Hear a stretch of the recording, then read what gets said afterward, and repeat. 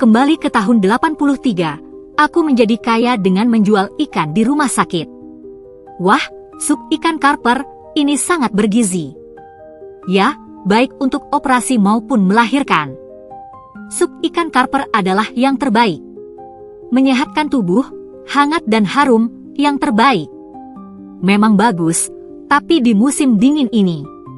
Dari mana kau dapat ikannya? Kau beli? Ini hari pertama tahun baru. Toko koperasi dan perikanan juga tutup. Aku tangkap sendiri, aku pasang keranjang ikan sendiri. Menangkap lama sekali, cuaca sangat dingin. Aku sudah bersusah payah. Istri melahirkan, perlu nutrisi. Kalau bukan karena itu, mana mungkin aku turun ke sungai di cuaca sedingin ini. Di musim dingin ikan pasti sulit ditangkap ya. Kau benar-benar sayang istrimu. Bibi, ikan memang sulit ditangkap. Tapi ini benar-benar untuk istriku makan. Lihat sup ayam yang kau rebus. Sepertinya di rumahmu juga ada yang operasi. Perlu nutrisikan. Sup ayam dan ikan adalah yang terbaik. Aku punya banyak ayam dan ikan. Kalau Bibi mau, aku bisa jual 2 ekor, bagaimana? Mata Bibi langsung berbinar. Suaminya terjatuh sebelum tahun baru. Melukai tulangnya. Dokter bilang karena sudah tua hanya bisa beristirahat. Jadi setiap beberapa hari merebus sup ayam dan sup tulang. Tapi selalu khawatir ada yang kurang. Begitu melihat sup ayam ikan yang direbus Shizao, pikirannya langsung tertarik. Berapa harga ikanmu per jin? Bibi, aku hanya untuk makan sendiri. Yang lebih baru dijual. Kalau Bibi mau, 2 yuan per jin bagaimana? 2 yuan per jin. Saat ini daging babi gemuk saja hanya 1 yuan 8. Tapi ini musim dingin. Ikan karper harga segitu masih masuk akal. Baiklah. Kalau begitu tangkapkan 2 ekor sekarang. Kalau suamiku suka rasanya. Besok aku mau 2 ekor lagi. Bibi pelanggan pertama.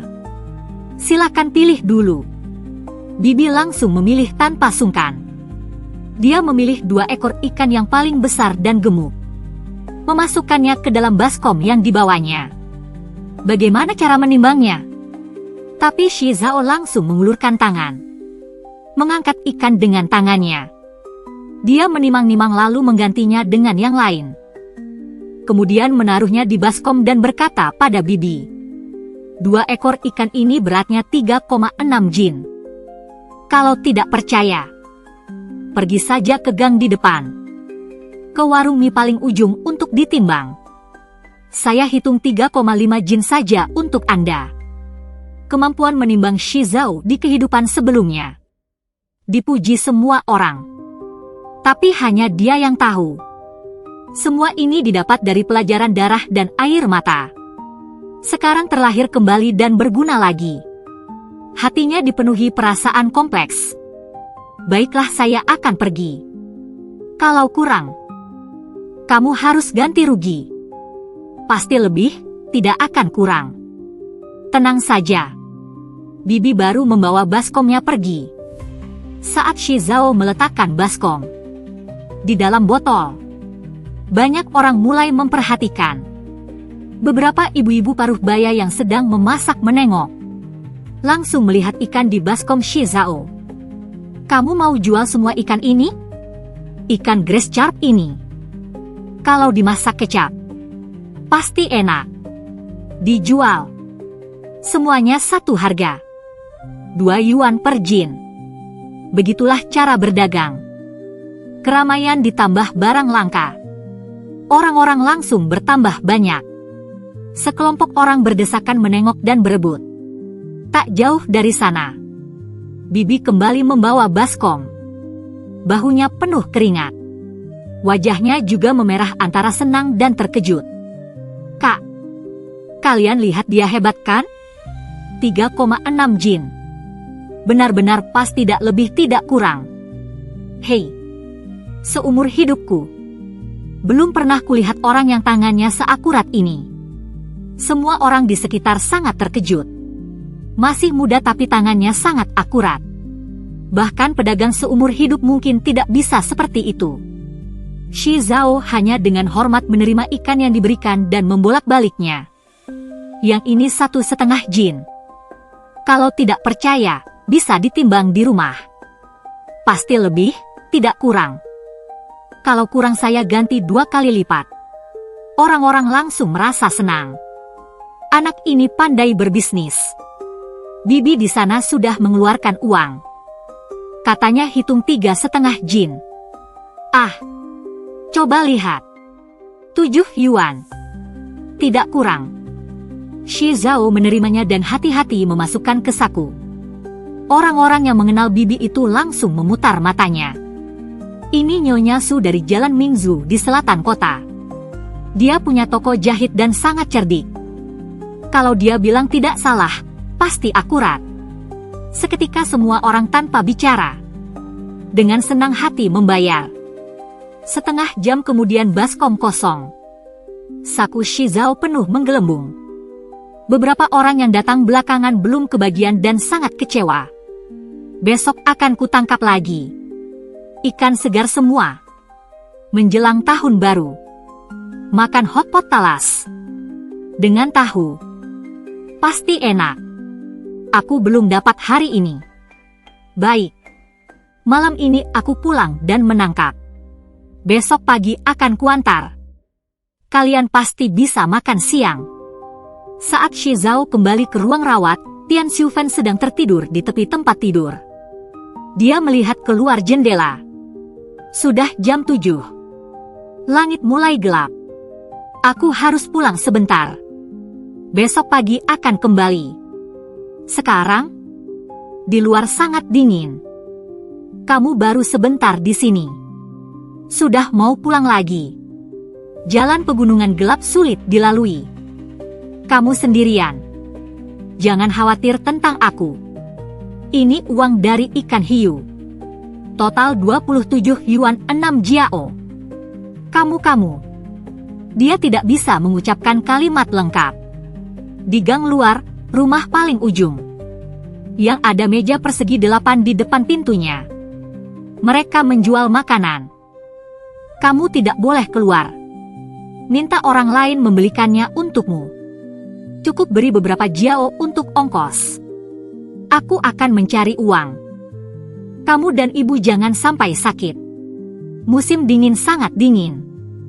Paling mudah merusak kesehatan. Jangan sampai kelaparan.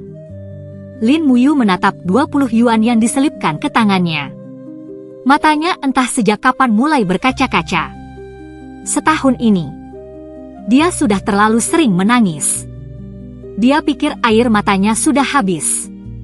Tapi saat 20 yuan ini diselipkan ke tangannya. Saat Shi Zhao menatapnya dengan pandangan yang begitu lembut dan perhatian. Dia tidak bisa menahannya lagi. Aku akan kembali besok pagi. Jangan menangis. Shi Zhao berkata lembut sambil menghapus air matanya. 2 jam berjalan di jalan pegunungan yang bersalju. Shi Zhao baru sadar betapa miskin dan dinginnya rumah ini saat pulang. Harus mencari uang. Kalau tidak saat Muyu dan anak pulang nanti. Tinggal di lingkungan seperti ini pasti tidak baik untuk kesehatan. Shi Zhao berbalik mengambil keranjang ikan. Terus mencari ikan di sungai. Shi Zhao menggigit lampu di mulutnya. Kedua tangan memegang keranjang ikan, dengan tenang mencari waktu yang tepat lalu menyerok. Setiap kali dapat 2-3 ekor ikan. Setelah beberapa saat Shi Zhao naik ke darat. Giginya gemetar kedinginan. Shi Zhao hendak pulang tapi terkejut. Banyak sekali peralatan. Masih yang asli. Jauh lebih bagus dari yang dibudidayakan di kehidupan sebelumnya. Shi Zhao punya ide. Berencana menggali dan menjualnya besok pagi. Membawa 2 keranjang ikan yang berat pulang ke rumah. Keesokan harinya pukul 6 pagi hari mulai terang. Shi Zhao bangun dan sedikit bergerak. Dia masih ingat kebun sayur liar yang ditemukannya semalam. Mengambil cangkul kecil lalu pergi keluar. Sepanjang jalan sampai ke ladang sayur liar yang dikunjungi tadi malam. Dia berjongkok dan mengamati dengan teliti, hatinya sangat gembira. Hehe. Sayuran liar tumbuh sangat lebat. Ada sayur jicai dan dandelion. Shi Zhao tidak ragu-ragu. Mengangkat cangkul dan langsung menggali. 40 menit kemudian, keranjang bambu sudah penuh dengan jicai dan dandelion. Jam 9 pagi di rumah sakit. Tiba-tiba matanya berbinar. Hei hei hei. Kawan. Di keranjangmu itu jicai dan dandelion ya? Iya. Baru dipetik tadi pagi. Lihat. Masih segar. Mau dijual tidak? Kalau Anda mau, 7 jiao per jin. Bagaimana menurut Anda? Di musim dingin ini, saya menggali semalaman di kaki gunung. Sungguh tidak mudah. Yang saya jual masih segar. Dijamin tidak rugi. Baik. Saya beli semua. Dengan harga yang sama. Wanita paruh baya itu dengan cekatan langsung menimbang sayurannya. 9 jin 8 liang. Saya bulatkan jadi 10 jin. Berapa yuan semuanya? Setelah bicara langsung membayar. Orangnya cepat tanggap. Besok masih ada sayuran liar ini? Periode ini kebetulan pas festival Yuan Xiao. Jalanan ramai. Banyak orang. Saya dan suami membuka 2 warung wonton. Kalau sayuran liarmu masih dijual, berapapun yang ada saya beli semua. Oh, oke. Kalau begitu besok jam segini, saya antar lagi. Bagaimana? Setuju.